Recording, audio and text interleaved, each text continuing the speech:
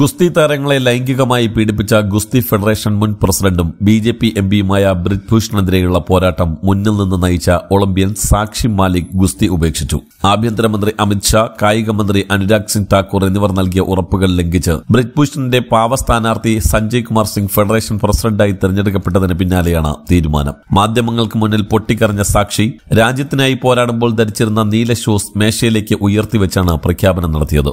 ഒളിമ്പ്യന്മാരായ വിനേഷ് ഫോഗട്ടും ബജ്രംഗ് പൂരിയയും സമീപത്ത് നിശബ്ദരായിരുന്നു. ഹാൾ വിട്ടിറങ്ങി സാക്ഷി കാറിൽ തലയിടിച്ച് പൊട്ടിക്കരഞ്ഞു. പ്രതിസന്ധികളോട് പടവെട്ടി റിയോ ഒളിമ്പിക്സിൽ വെങ്കലം നേടിയ താരമാണ് അവർ.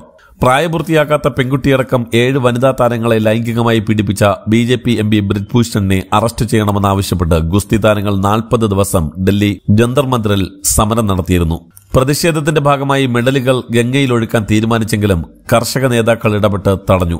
ഗുസ്തി ഫെഡറേഷൻ തെരഞ്ഞെടുപ്പിൽ ബ്രിജ്ഭൂഷണോ അനുയായികളോ മത്സരിക്കില്ല എന്നതടക്കം കേന്ദ്രം ഉറപ്പു നൽകിയതോടെയാണ് സമരം അവസാനിപ്പിച്ചത്. കേന്ദ്ര സർക്കാർ വഞ്ചിച്ചു എന്നും പെൺകുട്ടികൾക്ക് നീതി കിട്ടില്ല എന്ന് ഉറപ്പായി എന്നും ബജ്രംഗ് പൂനിയ തുറന്നടിച്ചു.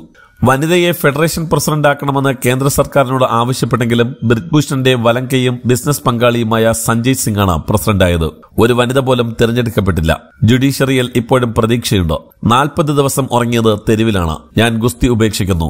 പിന്തുണച്ച എല്ലാ ഇന്ത്യക്കാർക്കും നന്ദി. പുതുതലമുറ പോരാട്ടം അവസാനിപ്പിക്കരുത് എന്നും സാക്ഷി കൂട്ടിച്ചേർത്തു. ഇത്രയേറെ പോരാടിയിട്ടും ഞങ്ങൾക്ക് ഒരു മാറ്റവും കൊണ്ടുവരാനായില്ല. അമിത്ഷായെ കണ്ട് അപേക്ഷിച്ചിരുന്നു. ഇത്തരം ആളുകൾ തെരഞ്ഞെടുക്കപ്പെടുന്നത് ദൗർഭാഗ്യകരമാണ്. ഈ രാജ്യത്ത് എങ്ങനെ നീതി കിട്ടുമെന്നറിയില്ല, വിനേഷ് ഫോഗട്ട് പറഞ്ഞു.